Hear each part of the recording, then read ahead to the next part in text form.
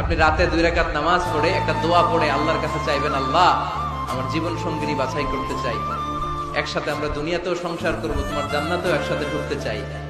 এরকম লাইফমেট, life partner এই মেয়েটা আমার জন্য হবে কিনা, বা মেয়ে দোয়া করবে এই ছেলেটা আল্লাহ আমার জন্য হবে কিনা আমি জানি না, তুমি তোমার পক্ষ থেকে এমন ইঙ্গিত দাও বা আমার হৃদয়ে এমন একটা দিক নির্দেশনা দাও যাতে আমি সঠিক সিদ্ধান্তে চলে আসতে পারি।